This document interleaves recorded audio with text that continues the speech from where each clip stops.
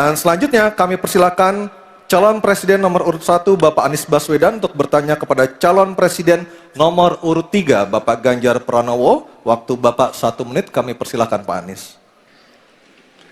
Terima kasih Pak Ganjar.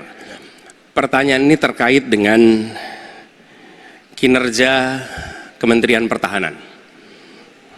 Ketika tadi kita bahas sama-sama situasi pertahanan kita, Bapak tadi membahas tentang bagaimana belanja alutsista, bagaimana rencana tentang minimum force itu bisa dicapai dan lain-lain. Bapak melakukan review itu.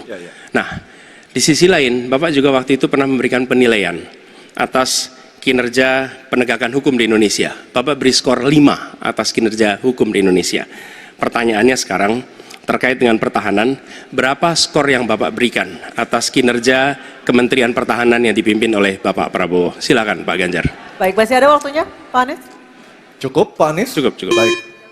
Baik, langsung saja kami persilakan Pak Ganjar untuk menjawab pertanyaan dari Pak Anies. Waktu Bapak 2 menit dimulai ketika berbicara, silakan. 5 juga. Saya punya datanya dan kemudian akan saya sampaikan.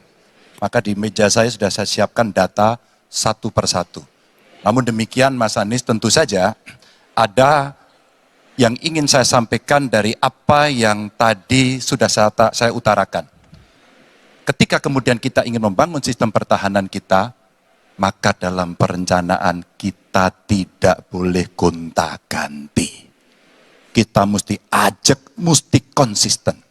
Kedua, kita mesti mendengarkan betul-betul dari seluruh matra.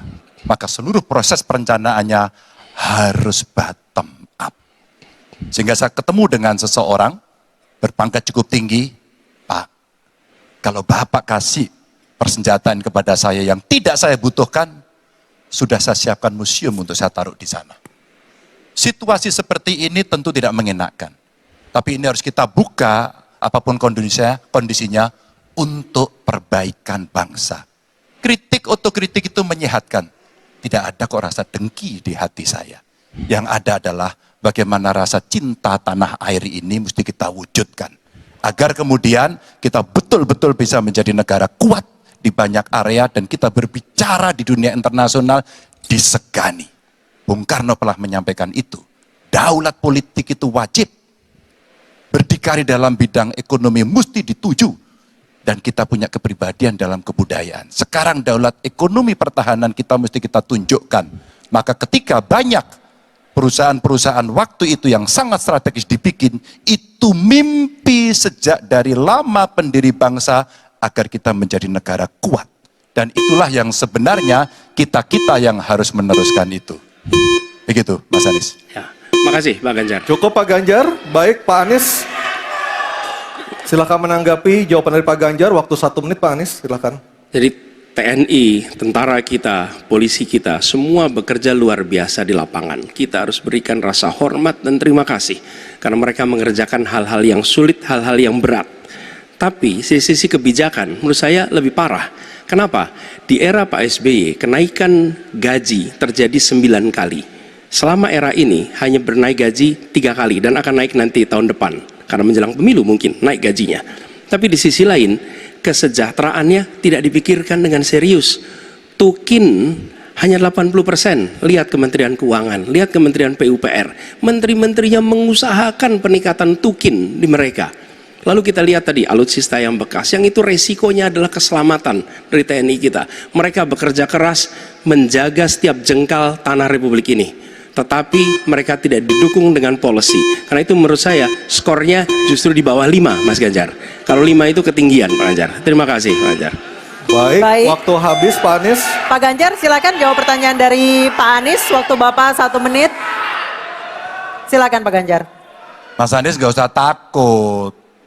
Disebut aja angkanya berapa gitu loh. Kayak saya gitu loh. Jangan di bawah 5, sebut aja berapa. 11 Mas. Dari 100. Oke. Ini sedikit ngajari kendel Mas Anies biar berani. Apa yang kemudian saya lakukan dari jawaban saya untuk membela para TNI kita? Saya bersama mereka. Saya mendengarkan, saya berkeliling Indonesia, saya mampir bertemu di rumah-rumah mereka, di asrama-asrama mereka. Maka kami tidak mau kalau kemudian mereka, mohon maaf, bertempur dan mati sia-sia. Saya tidak rela. Maka itulah yang saya bela. Maka perencanaan bottom up itu betul-betul sebuah perencanaan yang mereka inginkan, mereka harapkan, dan mereka bisa menggunakan dengan sangat efektif. Termasuk pada soal kesejahteraan tadi yang disampaikan. Dan saya sepakat pada soal itu. Baik, terima kasih Pak Ganjar. Mohon tenang, mohon tertib Bapak dan Ibu sekalian, kita akan lanjutkan. Kami persilahkan kepada Capres nomor 2 Pak Prabowo untuk bertanya kepada Capres nomor 1 Bapak Anies Baswedan. Waktunya 1 menit Pak Prabowo, kami persilahkan. Saya cukup kaget karena beberapa hari yang lalu calon wakil presiden Bapak menyampaikan bahwa negara kita tidak dalam keadaan perang, sehingga untuk apa kita harus beli alat-alat perang. Tapi hari ini Bapak mengatakan Bapak setuju dengan kenaikan anggaran 1-2%. Jadi itu saya minta ketegasan. Yang kedua, ya sekali lagi data-data yang Bapak pegang adalah keliru, dan juga Pak Ganjar tadi juga banyak kelirunya. Saya sangat transparan, dan semua partai yang mengusung Bapak Profesor Anies mendukung APBN, berarti mendukung program saya, termasuk PDIP di Komisi 1. Waktu habis Baik, Pak waktu Prabowo. Baik, Pak Anies silakan untuk menjawab pertanyaan Pak Prabowo, waktu Anda 2 menit. Silakan. Ya, jadi kita butuh pertahanan yang sesuai dengan ancaman nyata yang ada di depan kita. Ancaman ini dirasakan oleh siapa? Dirasakan bukan saja di dalam batas-batas teritorial, tapi juga di keluarga. Bagaimana ancaman atas penipuan online, bagaimana ancaman atas peretasan, bagaimana ancaman atas judi online, bagaimana ancaman-ancaman terorisme. Itu semua membutuhkan perhatian. Jadi bukan memutuskan untuk belanja alutsista berdasarkan selera dan berdasarkan preferensi masa lalu, tapi justru harus mencerminkan kebutuhan masa depan. Inilah yang menurut kami penting. Ya, anggarannya perlu kita tingkatkan, tapi jangan keliru, ancamannya juga mengalami pergeseran. Jadi itulah sebabnya mengapa kita melihat perlunya ada strategi yang baik. Supaya apa? Supaya kekuatan yang kita miliki mereka bisa bekerja dengan optimal, tidak sia-sia.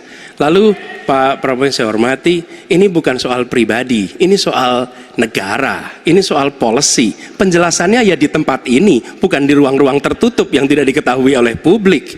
Justru kalau Bapak ketahui datanya salah, tunjukkan di tempat ini sehingga publik bisa mengetahui, bukan dalam pertemuan-pertemuan lain yang tidak jelas dari mana kita bisa menilai akurasinya. Jadi menurut hemat kami, bila ada di antara kami yang faktanya keliru, Bapak tunjukkan. Tapi kalau Bapak tidak menunjukkan, berarti memang faktanya benar. Itulah kenyataan yang ada di lapangan.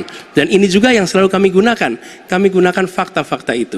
Itulah sebabnya, Pak, kami melihat penting sekali untuk kita tenang, dingin, jangan emosional dalam menghadapi persoalan-persoalan kenegaraan, dalam menghadapi persoalan-persoalan pertahanan. Demikian jawaban kami. Terima kasih. Baik, terima kasih Pak Anies. Oke, tenang dulu. Tenang dulu. Mohon tenang, kami persilakan Pak Prabowo untuk menanggapi Pak Anies dalam waktu 1 menit Pak. Kami persilakan Pak Prabowo. Pak Anies. Saya tidak bicara tertutup, saya bicara di Dewan Perwakilan Rakyat Komisi 1, di mana semua partai yang mengusung Bapak hadir dan menyetujui yang saya ajukan. Jadi, dan juga sekarang waktunya nggak ada, jadi saya mengundang kita bicara terbuka.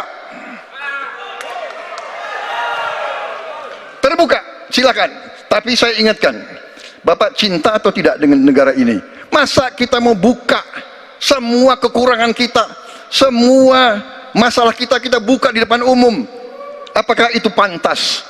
Di negara yang baik, di negara maju, masalah rahasia ada, Profesor. Jadi bohong, saya tidak minta tertutup.